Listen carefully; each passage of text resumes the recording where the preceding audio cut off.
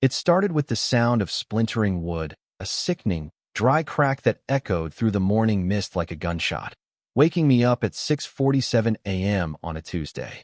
I didn't reach for a gun. I reached for my tablet to check the security feed, and there she was, Karinza Kaz Sterling, the president of the Pine Ridge Heights Homeowners Association, standing on my property like a conquering warlord, wielding a crowbar against the hand-carved shutters of my cabin. These weren't just pieces of wood.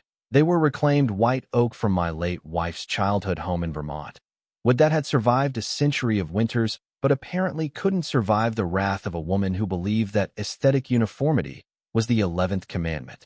She ripped a shutter loose, the rusted iron nails screaming as they gave way, and tossed it into a waiting skip loader like it was infected trash, her face twisted into a mask of pure, unadulterated suburban rage, screaming about emergency noncompliance at the camera lens as if the lens itself cared about her bylaws. Then came the sledgehammer, swinging down onto the flagstone path I had spent 4 months laying by hand, each stone chosen to match the color of the riverbed where I proposed to my wife, shattering $5,000 worth of masonry and 3 years of grief therapy in under 20 minutes. Why?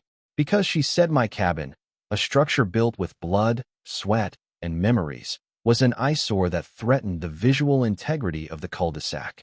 But here is the thing about destroying an engineer's life work. You better make sure your own foundation is solid, because when the dust settles, gravity is a cruel mistress, and karma drives a garbage truck. Let me rewind the tape. My name is Elias Thorne, and I'm a 55-year-old retired structural engineer for the U.S. Army Corps of Engineers, a man who spent decades building dams in places where the water tries to kill you and the heat tries to finish the job. After Martha, my wife of 30 years, lost her battle with leukemia, the silence of our empty suburban house became deafening.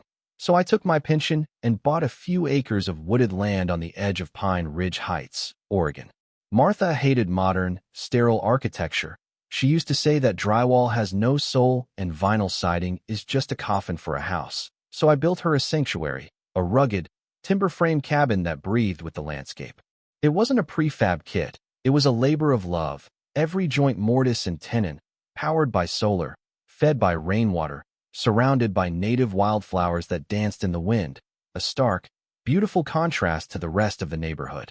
The other 40-something houses were what I call grayish tombs, endless rows of beige, gray, and off-white boxes that looked like they were 3D printed by a depressed robot, devoid of character, devoid of life, perfectly manicured into submission.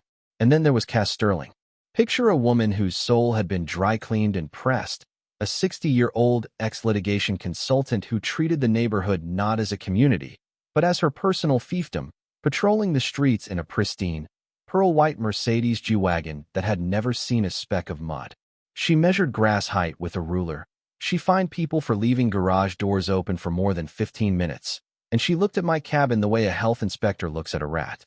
The war began with a letter, certified, heavy stock paper, stamped with the Pine Ridge seal, citing me for structure incompatibility violation 404, claiming my home didn't meet the modernist harmonious standards of the development.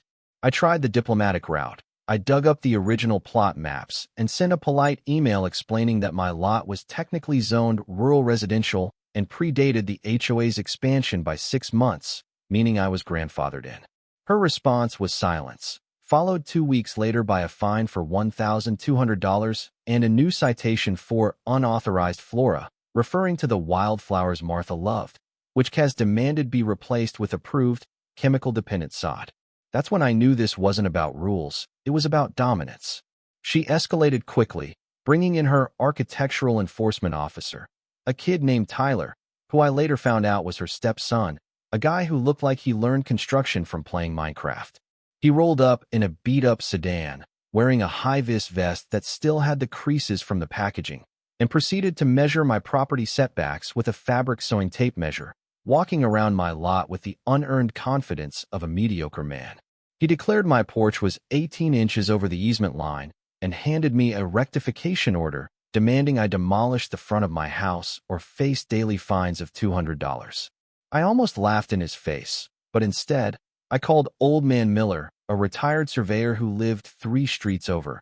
a guy who had been mapping property lines since before Kaz was born. Miller showed up with a distinct limp and a Leica total station laser surveyor that cost more than Tyler's car, and within 30 minutes, the laser cut through the lies.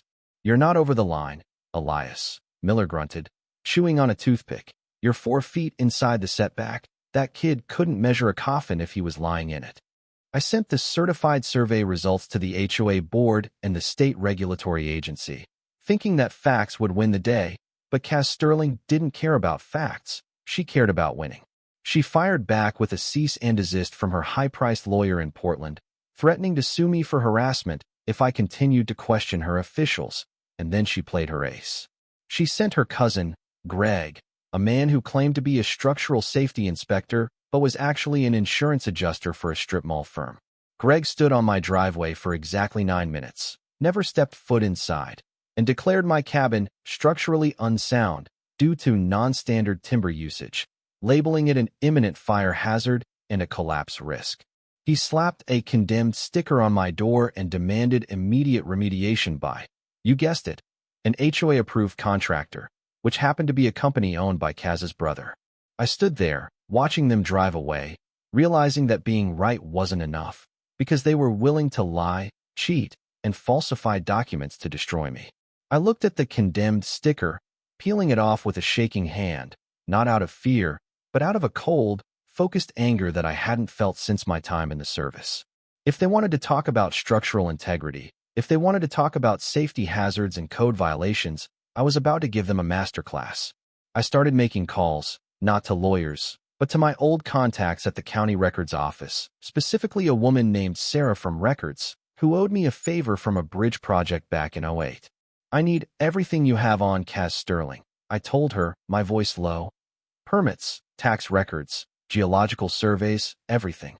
What Sarah found didn't just give me a weapon. It gave me a nuclear launch code.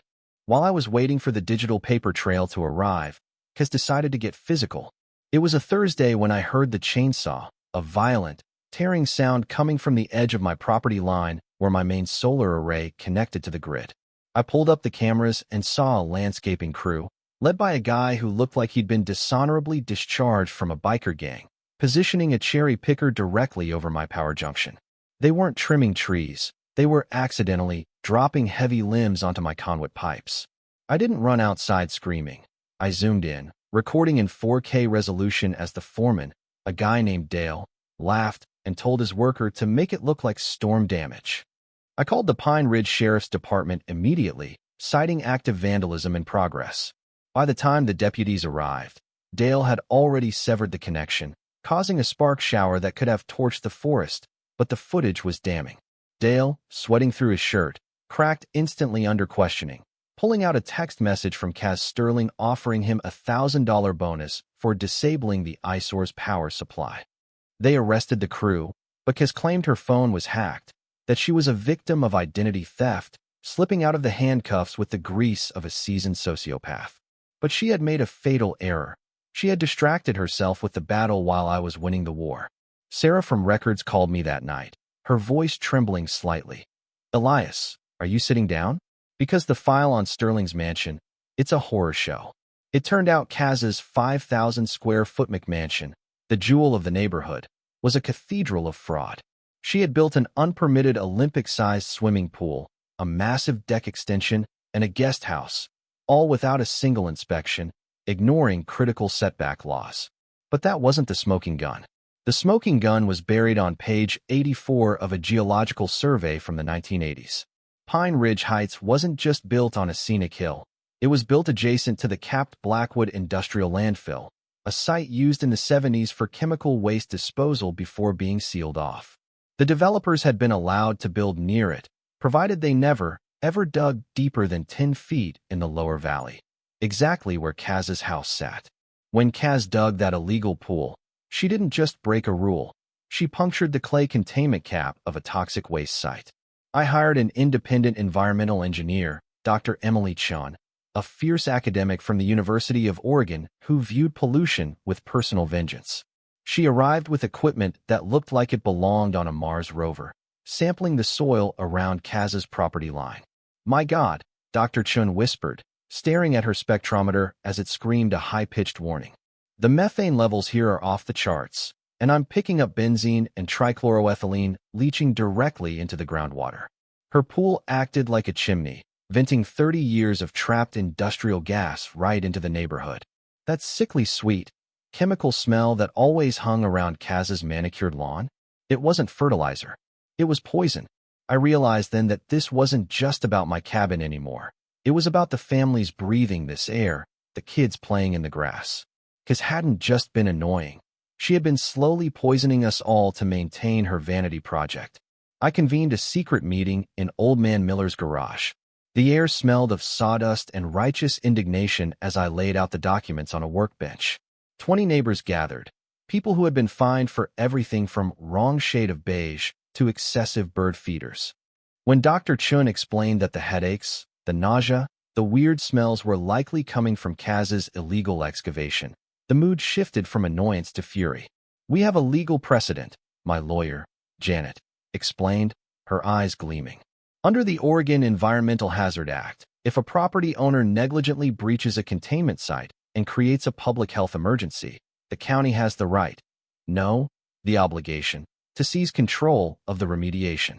And since the contamination is centered on her lot," she didn't have to finish the sentence. I smiled, a cold, calculated smile. "We don't just sue her," I said. "We turn her into the solution. We drafted a petition, not for damages, but for emergency environmental designation. We requested that due to the active leak caused by illegal construction, the Sterling property be designated as the central hazardous waste collection and remediation point for the entire district." Kaz got wind of it, of course. She tried to countersue.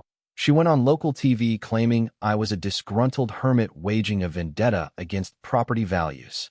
She stood in front of her house, wearing a designer dress, telling the reporter, Amanda Vance, that the soil was pristine. But irony loves a stage. While she was live on air, denying the toxicity, Dr. Chin's monitoring alarms, which we had installed along the perimeter, started wailing. Kaz panicked. That night, cameras caught her and her nephew Tyler sneaking out to the monitoring stations with wire cutters, trying to silence the alarms. Cutting a neighbor's power is a misdemeanor. Tampering with federally mandated environmental monitoring equipment in a designated hazard zone? That's a felony. The federal agents arrived at dawn, and they didn't knock. The EPA, accompanied by the FBI's Environmental Crimes Unit, swarmed Kaz Sterling's mansion like ants on a dropped lollipop.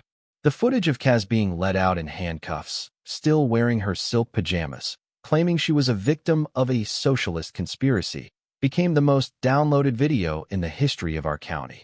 But the real climax wasn't the arrest, it was the hearing. The courtroom was packed, standing room only. Kaz was there, out on bail, flanked by a legal team that cost more than my mortgage, looking defiant. She thought she could buy her way out, argue that the contamination was pre-existing, that she wasn't responsible. Then Dr. Chen took the stand. She didn't just show charts. She showed a simulation of how the pool excavation punctured the seal. She showed the invoices Kaz had hidden, proving she had been warned by the excavation company about the weird black sludge they hit, and she had paid them extra to pour concrete over it, and shut up. The judge, a no-nonsense woman named Judge Harrison, looked over her spectacles at Kaz with the kind of disdain usually reserved for violent criminals. "Ms. Sterling," the judge said, her voice echoing in the silent room, "you have not only endangered your neighbors, you have weaponized the HOA to silence them while you committed environmental atrocities. You claimed this man's cabin was an eyesore. Well, the court finds that your property is a biological weapon." The gavel came down like the hammer of God. The ruling was unprecedented. The court invoked the emergency remediation clause. Kaz was ordered to pay for the entire cleanup, estimated at $4 million. But because the site needed constant access for heavy machinery and waste removal, and because the soil was too toxic for habitation, the property was seized and designated as the Pine Ridge Environmental Waste Control Center. The look on Kaz's face wasn't shock. It was the total psychological collapse of a narcissist realizing she was no longer the main character. 2 weeks later, the transformation began. It was a Tuesday, the same day she had destroyed my walkway.